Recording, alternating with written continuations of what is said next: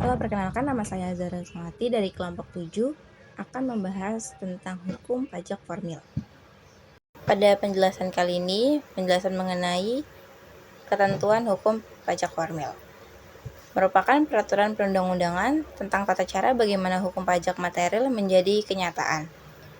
Ada 3 ketentuan hukum pajak formil. Yang pertama, sistem dan prosedur pemungutan pajak secara umum diatur Undang-Undang Nomor 6 Tahun 1983 sebagai telah tertanda Undang-Undang Nomor 28 Tahun 2007 tentang Ketentuan Umum dan Tata Cara Perpajakan. Yang kedua ada Undang-Undang Nomor 19 Tahun 1997 sebagai telah tertanda Undang-Undang Nomor 19 Tahun 2000 tentang Penagihan Pajak dengan Surat Paksa. Yang ketiga ada Undang-Undang Nomor 14 Tahun 2002 tentang Pengadilan Pajak.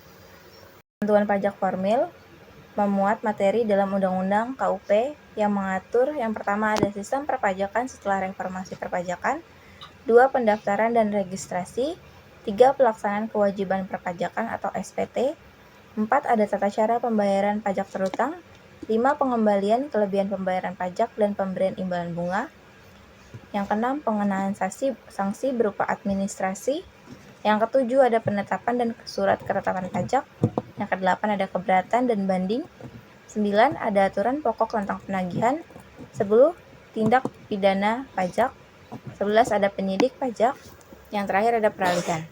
Perbedaan akan terlihat dalam sistem dan mekanisme cara pandang terhadap wajib pajak yang tidak dianggap sebagai objek pajak, melainkan subjek yang harus dibina dan diarahkan agar mau dan mampu untuk memenuhi kewajiban perpajakannya. Ketentuan tentang pemberitahuan kewajiban perpajakan. Yang pertama, surat pemberitahuan SPT, PPH, PPN, dan PPNBM. Yang kedua, pemberitahuan objek pajak bumi dan bangunan.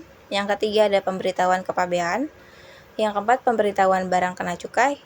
Dan yang kelima, surat pemberitahuan pajak daerah. Adapun sanksi keterlambatan pembayaran. Akan dikenakan sanksi administrasi sebesar bunga 2% per bulan, dihitung mulai berakhirnya batas waktu penyampaian SPT sampai dengan pembayaran dan bagian dari bulan dihitung penuh 1 bulan. Tata cara pengembalian kelebihan pembayaran pajak dan pemberian imbalan bunga. Yang pertama, pengembalian kelebihan pembayaran pajak, yaitu kelebihan akan dikembalikan jika wajib pajak mempunyai utang pajak, dikompensasikan terlebih dahulu untuk melunasi utang pajak.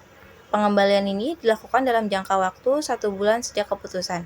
Keterlambatan pengembalian pemerintah akan memberikan imbalan bunga 2% per bulannya.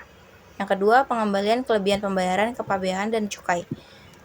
Direktorat Jenderal Bea dan Cukai mengembalikan kelebihan tersebut sesuai dengan pasal 17 ayat 2 huruf B Undang-Undang Kepabean.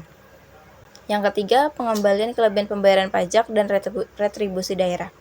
Wajib pajak atau wajib retribusi dapat mengajukan permohonan pengembalian kepada kepala daerah paling lambat 12 bulan sejak diterimanya permohonan pengembalian kelebihan pembayaran pajak atau 6 bulan sejak diterimanya permohonan pengembalian kelebihan pembayaran retribusi.